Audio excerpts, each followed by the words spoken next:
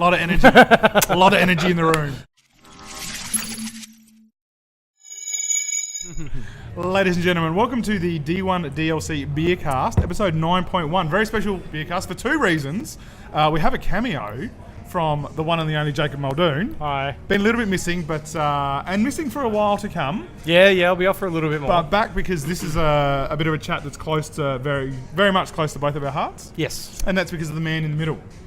That sounded a bit... because of the man in the middle. Carmine Fantarella of Garden of Eden. Games of Eden. Games of Eden. Studio? Restart, let's take... No, we want take, mate.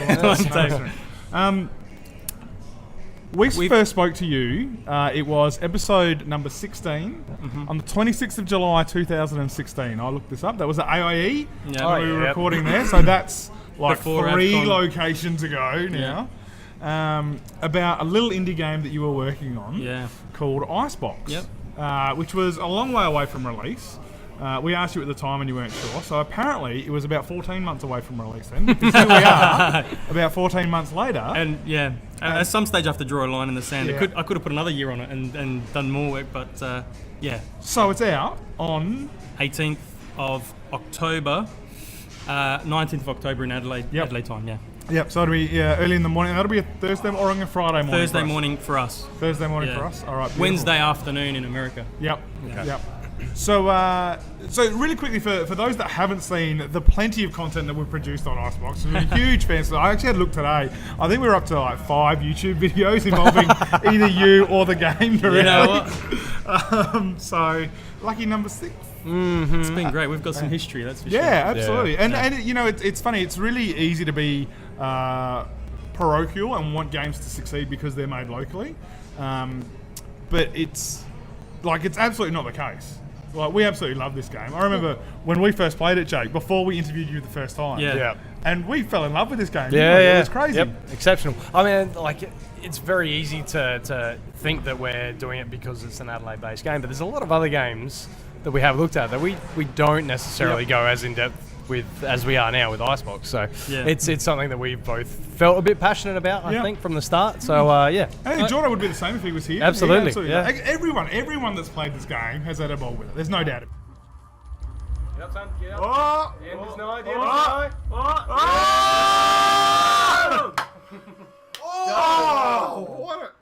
So for those that haven't seen us talk about the game yet, haven't played the game yet, give us a bit of a synopsis on what it is. Yeah, so the game is a run and gun 3D platforming first-person shooter. So you're doing a lot of running and gunning. The premise is that you're trapped inside this matrix-like virtual prison called the ICEBOX, and you have to go through these procedurally put-together levels, running and gunning your way through a bunch of obstacles, protected by sentinels, make your way to the central AI, try and take the central AI out so you can escape the ICEBOX. Yep. On the way, there's an outside hacker, this female voice that helps you along. She guides you, she uploads weapons, she uploads resources. I don't think I actually tell the player who she is in the game. I know who she is, and maybe if there's an ICEBOX 2, maybe we'll get the 2 characters together. In the end, freedom rested solely in your hands, and time was running out. Come on, hurry! Yeah, so it's the time trial based stuff that we, in particular, the speedrun stuff. So, and I'm not that the base game isn't anything to take away from, but in particular the addiction that we found was based around that speed. And typically, when you show this game, it's the time trial bit that's displayed. So we haven't played the narrative part of it since at the very first build that we got our hands on. Well, it is now. It's sort of combined. So there's because that's what I've seen. Because now that's actually a whole lot quicker as well. Exactly. I think probably when you tried it at say AVCon 2016, you had to go up to terminals. You had to stop. You had to press the button and all that sort of stuff. And some of the feedback I was getting was we're really loving the run and gun. It might have been even you that suggested I want to be able to shoot doors. I want to be able to shoot everything. So it was like take it. That was you. It wasn't, but I'm claiming it. Am I in the credits? Yeah. Because if not, there's still time. I'll actually write the dude that suggested shooting doors. In brackets, maybe brackets. And there'll be a picture of you.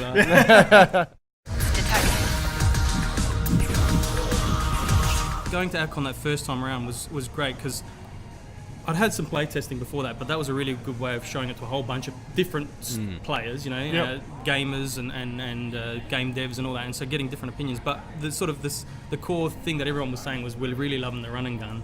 We want more of it. I want to be able to shoot everything, you know, and so I was like, okay, cool. So that's where the focus really got honed.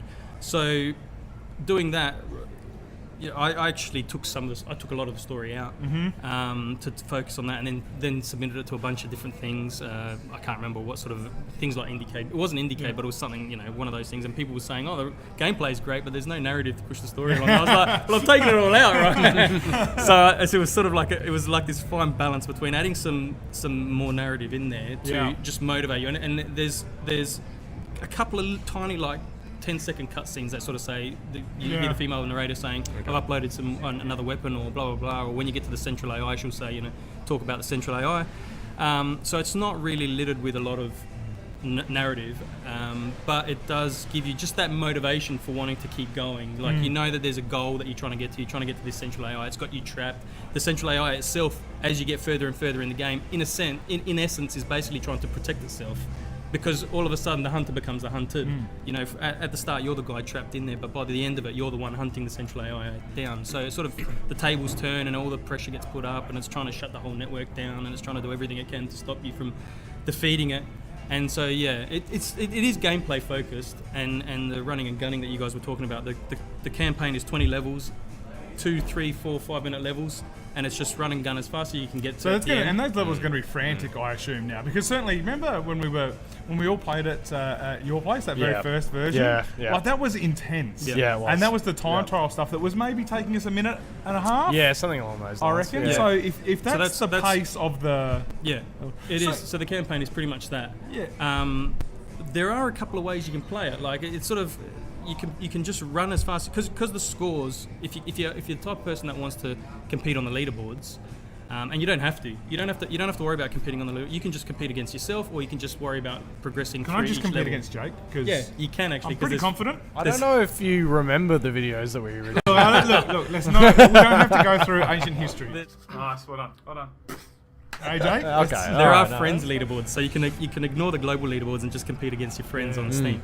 So the main focus seems to be an amalgamation of the speed run that everybody seemed to like, and a combination of the storyline sort of stuff, the narrative driven stuff. So you said it's procedurally generated as well. So is that going to mean that everybody that plays the single player campaign, or whatever you want to call it, is going to have a unique experience each time as well? So what we've done, I did try it that way, and I got some feedback where people were saying, listen, if we're going to be competing on leaderboards, we want to be competing on the same track. So what happens is the campaign actually has a fixed seed. As soon as you unlock the tutorial, you unlock the campaign, but you also unlock marathon modes, a few separate quick game modes. So a marathon mode, is it like just an endless runner? Yeah, basically you can do the whole campaign in one sitting, from the prison cell to the central AI with no loading screens, as a 25k, 50k, 100k or 200k level, which can take you anywhere from half an hour to 2 hours. There are checkpoints in that, so if you die, you don't go back to the start. But it's great for like a streamer who says, "Okay, we're going to do the 1 hour thing. We're going to start from the prison cell. We're going to go take out the central AI, and we're going to see what score we post." That's the marathon. Now that one has procedural key, so you can just put in whatever key you want at the top, or generate one. That will give you a random world that's X kilometers long, and you can play the game. And sort of as you go along, the narrator will give you new weapons. She'll say, okay, new weapon available, you know, whereas in the campaign, sort of at level 2 you get a new weapon, at level 5 you get a new weapon. This way it's sort of, as you're just progressing, you're sort of 30% of the way through, all of a sudden you get to a hex room, and she sort of says, here's a new weapon, and you just keep going. So it's sort of, it sort of gives you new areas as you progress through that campaign, which is exactly what happens in the campaign. As you go through the later levels, you see more environments, so you're unlocking more areas. That's a cracking idea. I absolutely love that idea. Yeah, it's fantastic. I thought that hopefully that would work for streamers, you know, who don't want to ever have to look at a menu. They just fire it up and say, we're going to do the half an hour stream tonight. I can't wait to see what the speed run is for this. I can't wait to see what it is. Yeah, so with the speed run, so we're talking about, I was alluding to the fact that there's a few different ways you can play the game. One is where, because the game is leaderboard focused, or you can post a score on the leaderboards. That score is based on how fast you go, but it's also how efficient you are, in terms of how much tech you use, which is the one resource in the game, and that's used for all your ammo and for this special mode called Glitch. And then also, your health. At the end, how much health you've got left contributes to your score. And then there's also a difficulty. Depending on what difficulty you play on, that's a multiplier factor. Yep. So there's a few ways you can play. You can go really fast but not collect very much tech, or you can decide to take it a bit slower, collect as much tech as you can. The more headshots you do, the more tech the bad guys spew out. So it's sort of in my We're way, not going to be very good at this. Yeah, I was gonna say. So if you're really fast and accurate, and you start chaining all these headshots together, you start getting more and more and more and more stuff. I spoke to Chris Johnson. He says, no, you keep telling everyone to headshot people and do it, slower. He goes, nah, that's rubbish. Just run and gun, and that's how he plays. Because I saw he beat your time on the weekend. That's right. And so for those who don't know, Chris it. Johnson is the developer of Expand. Who just had a game out. Yep, which we were just talking about. So he beat you and Chris Keysmat. Yeah, who's helped you a fair bit on he's with the testing and stuff. He's been a great help. Yeah, and he's been to been to a few events with me. Yeah. So Chris Johnson knocked off both of you. Yeah. Wow. I am genuinely surprised. We had at the end of the Yep. Chris Johnson's actually been doing a bit of testing for me. Yeah, so there you go. he's a quiet. I'm gonna take his he'll be a advice. quiet. Not even bother He'll be a shoot dark people. horse. I'm just gonna go. Thursday next week, it will be available for the world to consume, to criticise, to ignore, to stream, to YouTube. All this stuff's going to happen to it. Yeah. How's that sitting with you? A combination of pretty much every emotion you can think of, and in a way, that's sort of why I got into doing this, because it was like an opportunity to experience all those emotions. Apprehension, nervousness, excitement, all of those things. Yeah. Sleepless nights yet? Sleepless nights, yeah. Just trying to write emails out to hundreds of people can take up a lot of time. Yeah. That's keeping me busy. But then also, like I said to my wife the other day, because she was away, and she sent me an SMS, said, "How you going?" And I said, "Oh yeah, I'm doing all right. I'm amazingly tired, but I can't sleep." Yeah. And it wasn't. My brain wasn't even thinking about work. It was just thinking about a random song. I couldn't get it out of my head. It was just like the brain just won't shut off. Yeah. So it has been a bit like that. But just as long as the song wasn't "You're Welcome." just from Moana. These idiots started watching Moana. Okay. Anyway, You are welcome. you're welcome. You're welcome. No, it wasn't. Anyway. I know the song exactly.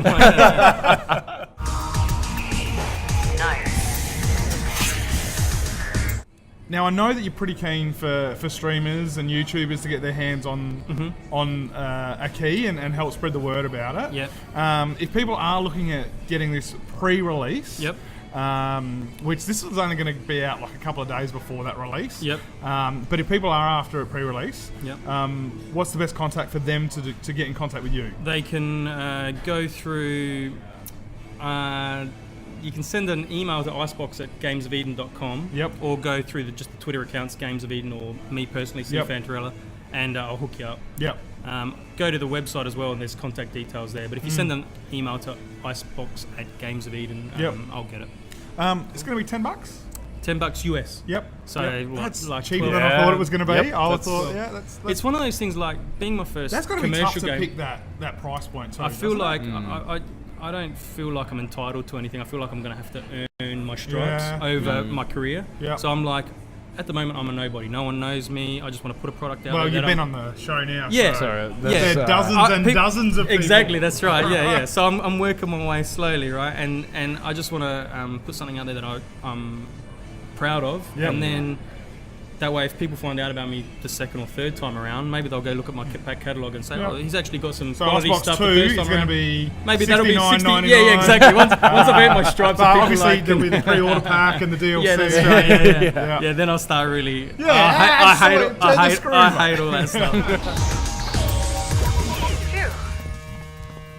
That was close. Best of luck. Thank you so much. We are super excited to play. It's come so far since we first saw it. Yeah. Like when we saw it at AvCon, it was super streamlined now as well. It's the polish is there now as well, Yeah, which is fantastic. It's a slick game. So we're going to do some giveaway stuff with it. Yep. We're going to seed some times, and if you can beat us and then beat all the people that also beat us, we're going to give some stuff away. But those details will be coming soon, and we've got a couple of keys to give away. Absolutely check out ICEBOX Speedgunner. It is on Steam. Put it on your wish list. Get it when it comes out because it's a fantastic game. We absolutely love it. We don't have to say that because Carmine's here. We don't at all. It is such a good game, and we put many hours into it. So, mate, thanks again. Thank you. Very Best much, of luck. Thanks. 19th Australian time. That's it. October. Beautiful. Okay, one more. One more go.